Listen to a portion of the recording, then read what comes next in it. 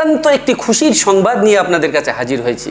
আপনারা জানেন যে বাংলাদেশের যে ভণ্ড দেওয়ানবাগী ছিল, দেওয়ানবাগী বেশ কয়েক বছর আগে, 2-3 বছর আগে মারা গিয়েছে।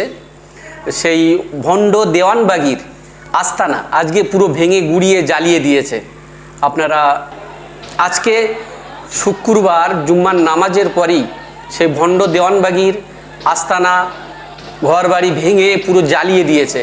আপনারা অনেকে সোশ্যাল মিডিয়ার মাধ্যমে এই খবরটি পেয়েছেন এবং অনেকে এখনও হয়তো পাননি।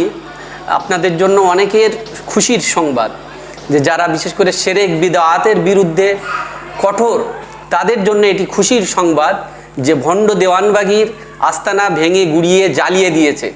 আপনাদেরকে দেখাবো প্রথমে যে চলুন ভণ্ড দেওয়ানবাগীর আস্তানা কিভাবে ভেঙে গুড়িয়ে দিয়েছে, চলুন দেখে আসি।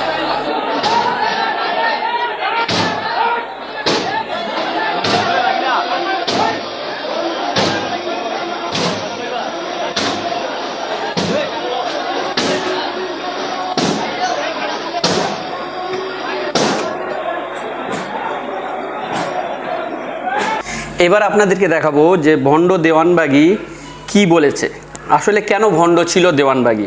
মা ফাতেমা রাদিয়াল্লাহু তাআলা আনহা তিনি নাকি ভণ্ড পীরের স্ত্রী, আল্লাহর সাথে নাকি দেওয়ানবাগী ভণ্ড নাকি অনেকবার মেলামেশা করেছে, এমনও পর্যন্ত আছে। অতএব এই সমস্ত উল্টোপাল্টা কথাবার্তা, আল্লাহ রসুলের সাথে সরাসরি সাক্ষাৎ হয়, আল্লাহ নিজে নাকি ভণ্ড পীর দেওয়ানবাগীকে পাঠিয়েছে এই দুনিয়াতে, তিনি সমস্ত সুফি সম্রাট, সমস্ত পীরের পীর এই ভণ্ড পীর দেওয়ানবাগী। এবার আপনাদেরকে দেখাবো যে ভণ্ড দেওয়ানবাগী কি বলেছে, আসলে কেন ভণ্ড ছিল দেওয়ানবাগী। কোরআন হাদিস মতো চললেই আমরা ইমানদার হইতে পারবো, ইমান নিয়ে কবরে যেতে পারবো, এটা সম্পূর্ণ ভুল ধারণা। কোরআন মানুষকে মুক্তি দিতে পারে না, কোরআন মানুষকে সাহায্য করতে পারে না। যদি করত, সাদ্দাম হোসেনের ফাঁসি কাস্টে ঝোলার আগ পর্যন্ত তার হাতে কোরআন ছিল। ওই ফাঁসি থেকে তো কোরআন সাদ্দামকে বাঁচাইল না। যদি পারত, শায়েখ আব্দুর রহমান তার হাতে কোরআন শরীফ ছিল না? ছিল না? কই কোরআন তো তার সাহায্য করলো না। ফাঁসি দিয়েছিল তার হাতে কোরআন শরীফ, কোরআনের মাঝে তো প্রাণ নাই, কোরআন শরীফ তাকে ফাঁসির মঞ্চ থেকে কাগজের কালিতে লিপিবদ্ধ করা, এর তো রূহ নাই। তো প্রাণহীন কোরআন আপনাকে সাহায্য করবে কিভাবে? চলুন শুনে আসি আল্লামা দেলোয়ার হোসেন সাইদি সাহেব জেলখানায় যাওয়ার আগে সেই ভণ্ড দেওয়ানবাগীর বিরুদ্ধে কি বলেছিল। চলুন শুনে আসি। দেলোয়ার হোসেন সাইদ আজ থেকে 15 বছর, 13-14 বছর আগে সাইদি সাহেব দেওয়ানবাগী সম্পর্কে কি বলেছিল, চলুন শুনে আসি। হক্কানি পীরের বিরোধিতা আমরা কোনো কালেও করিনি, আজও করব না, কিন্তু ভণ্ড দেওয়ানবাগীর বিরোধিতা তো করতেই হবে। আর এক ভণ্ড রাজারবাগে তৈরি হয়েছে, তার বিরুদ্ধেও কথা বলতে হবে। এই লোক নিজের বংশ পরিচয় গোপন করে নিজের নামের আগে সাইয়েদ শব্দ বসায়ছে।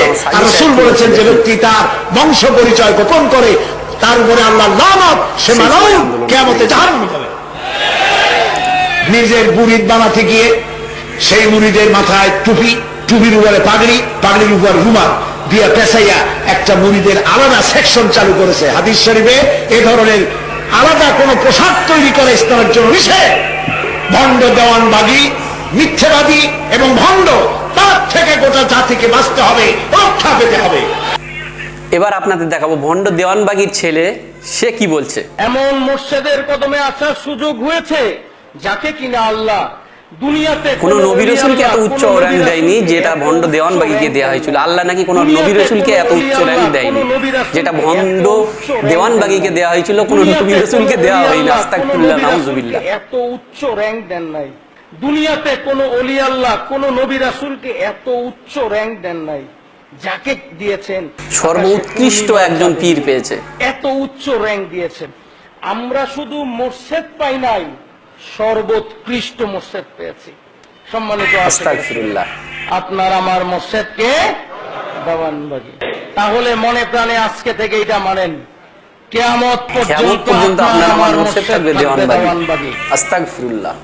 কিয়ামত পর্যন্ত এই মুহাম্মদী মুহাম্মাদি ইসলামের উম্মতে মুর্শিদ মুহাম্মাদিদের থাকবে মুর্শিদ কে থাকবে বলেন? দেওয়ানবাগী কিয়ামত পর্যন্ত। কে আস্তাগফিরুল্লাহ। থাকবে? এর ছেলে বলছে। কে থাকবে? দেওয়ানবাগী। কিয়ামত পর্যন্ত মুহাম্মাদ এই ইসলামের মুহাম্মদী মধ্যে ইসলামের মুর্শিদ কিয়ামত হবে পর্যন্ত দেওয়ানবাগী। দেওয়ানবাগী থাকবে। আমি স্পষ্ট রূপে দেওয়ানবাগীর গোলাম, আমি আপনারা কুদরতে সবাই কথা সোশ্যাল বলছি। মিডিয়ায় দেখেছেন এইসব ভিডিওগুলো, চিরকাল শুধু আজকে ওর কিয়ামত পর্যন্ত বাড়িঘর ভাঙচুর হয়েছে বলে আমরা দেখাতে বাধ্য আপনার হচ্ছি। মুর্শিদ হবে কে বলেন? কে হবে? দেওয়ানবাগী। মুর্শিদ যদি আপনার কবরে আপনারা যাবে গিয়ে এইটা মানতে পারেন, সওয়াল জবাব যদি এই করবে। কথা অন্তরে বসাইতে পারেন, কিয়ামত পর্যন্ত মনে রাখেন ওই মুর্শিদ আপনার কবরে যাবে আর গিয়ে বলবে আমার গোলাম ছিল, একে হাজির করো। মুর্শিদ ওই আপনার কবরে মুর্শিদ যাবে, আপনার গিয়ে বলবে কবরে আপনার যাবে গোলাম ছিল, আর আমাকে গিয়ে ছেড়ে বলবে দাও। আমার গোলাম ছিল, আস্তাগফিরুল্লাহ। একে হাজির করো। ওই মুর্শিদ আপনার কবরে যাবে আর গিয়ে বলবে আমার গোলাম ছিল, একে হাজির করো।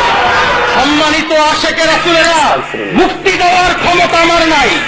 আমি শুধুমাত্র মুর্শিদের কাছে আপনার জন্য সুপারিশ করতে পারি মাত্র। মুক্তিদাতা কে বলেন? দেওয়ানবাগী। ঠিক না? ঠিক না? মুক্তি দেওয়ার আল্লাহর কাছে ক্ষমতা সুপারিশকারীকে কার? দেওয়ানবাগী ভণ্ড। মুক্তির সুপারিশকারীকে? আল্লাহর কাছে সুপারিশকারীকে? আল্লাহর কাছে সুপারিশকারীকে? এই কথা চিরকাল অন্তরে রাখতে আল্লাহর পারলে কাছে বেঈমান হবেন। সুপারিশকারীকে? মনে থাকবে, যদি এই কথা চিরকাল অন্তরে রাখতে পারেন বেঈমান হবেন না। যদি বেঈমানের হাত থেকে বাঁচতে চান, আমি গোলাম কুদরতে খোদার এই কথা মনে দেওয়ানবাগীর রাখেন। কদমের নিচে থাকুন, নবীর যতদিন কদমের নিচে বাঁচব থাকুন। দেওয়ানবাগীকে মুর্শিদ রূপে মানব, যতদিন বাঁচব দেওয়ানবাগীর কদমের নিচে থাকব। মৃত্যুর আগ পর্যন্ত, জীবন নিজের জীবনের শেষ রক্তবিন্দু পর্যন্ত দেওয়ানবাগী মুর্শিদ থাকবে, দেওয়ানবাগীর কদমের নিচে থাকবে, দেওয়ানবাগীর কদমে কিয়ামত আশ্রয় পর্যন্ত ভিক্ষা আমাদের লাভ মুর্শিদ করবো। হবে পারবেন? দেওয়ানবাগী। জি জি। চলুন এবার শুনে আসি আমাদের আল্লামা এনায়েতুল্লাহ আব্বাসী হুজুর কি বলেছে ভণ্ডবীর সম্পর্কে। সেই ভণ্ড হচ্ছে ভণ্ড পীর দেওয়ানবাগী। এইটা আসদ দরজার ভণ্ড এবং লম্পট পীর। সর্বপ্রথম বাংলাদেশে আমার মরহুম আব্বাজান জনপুরের হযরত পীর সাহাব কাবিলা মোনাজারে মিল্লাত আল্লামা শেখ নেসার আহমদ আব্বাসী জনপুরি রহমতুল্লাহ এই ভণ্ড পীরের বিরুদ্ধে প্রথম সংগ্রামের ডাক দিয়েছেন। চলুন বাংলাদেশের এক বক্তা কি বলছে শুনুন। বর্তমান যুগের সবচেয়ে বড় ফেরাউন, বর্তমান যুগের সবচেয়ে বড় নমরুদ, সবচেয়ে বড় কাফেরের মৃত্যু দেওয়ানবাগীর যখন মৃত্যু হয় তখন কি বলেছে চলুন শুনে আসি। মুসলমানের উচিত ছিল এই দেওয়ানবাগীর জানাজা বাংলার জমির যেন না হয়। ঠিক কিনা বলেন? দেওয়ানবাগী রাস্তা নয়, তার ছবি সামনে রেখে নামাজ পড়া হয়। ঠিক কিনা বলেন? সে যা বলেছে ফেরাউনও বলে নয়, সে যা বলেছে নমরুদ ফেরাউনের থেকেও বেশি কিছু করেছে দেওয়ানবাগী, আবু জাহেল এই সমস্ত মিথ্যা তারাও বলতে বানোয়াট সাহস কথা পায় বলে না না। এমন কথা। সে বলেছে খোদার আরশে দুইটা চেয়ার, একটাতে আমি বসি, দেওয়ানবাগী সম্পর্কে আরো এক বক্তা বাংলাদেশে কি বলছে শুনুন, চলুন আমার শুনে আসি। দুইটা পায়ের নিচে মোহাম্মদ গিয়ে বসে থাকে। মা ফাতেমা আমার স্ত্রী, আগে কল মা তারপরে কি ফাতেমা, মা ফাতেমা নাকি তার স্ত্রী, জোরে কন্যা উজুবিল্লাহ। তার মানে আল্লাহর রাসূলের মেয়ে, আল্লাহর রাসূলের কন্যা আমার স্ত্রী, এটা কি আপনারা বিশ্বাস করেন? মুড়িদের আর লাপায়া কয় হ্যাঁ ঠিক, নাউজুবিল্লাহ বলবেন না? পীর জাহান্নামী মুড়ি তো আরো জোরে বলেন না কেন ভাই? এই ভণ্ডদের চরিত্র উন্মোচন করার দরকার আছে না নাই? চলুন শুনে আসি ভণ্ড দেওয়ানবাগীর দরবারে যারা নামাজ পড়ে কিভাবে নামাজ পড়ে, তাদের পীর সাহেবের ফটো সামনে রেখে কিভাবে তারা নামাজ পড়ে, চলুন আল্লাহ শুনে আসি। রাসূলের ছবি ছিল, নবী রাসূলগণেরও ছবি ছিল। কাজে এক ছবি মিডিয়ার যদি না সাক্ষাৎকারে। থাকে তাহলে আমি যার ছবিটা থাকবে না তাকে আমি কিভাবে আমার নবীর সময় তো ক্যামেরা ছিল না, তো নবীর ছবি কিভাবে ছিল ওখানে? নবীর ছবি ছিল আপনারা দেখেন, সেটা কোরআনের মাধ্যমে আসছে। এখন যদি কিনা সেটা আপনারা কোরআন অনেকে বলছে যে মাজার ভাঙা নিয়ে বিভিন্ন মতভেদ আছে।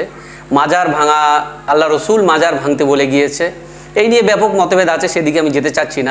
আপনাদেরকে ছোট্ট একটি বাংলাদেশেরই এক বক্তা, আমাকে এক পীর সাহেবের ছেলে পাঠিয়েছে ভিডিওটি, তানার ভিডিওটি শুনি হাদিস শরীফে মাজার সম্পর্কে কি বলেছে। অনেক হাক্কানি আলেম ওলামা, অনেক হাক্কানি পীরদের মাজার আছে, অতএব সেই সম্পর্কে একজন আলেম, বিদগ্ধ আলেম, তিনিও বেশ ফতোয়া দিয়েছে।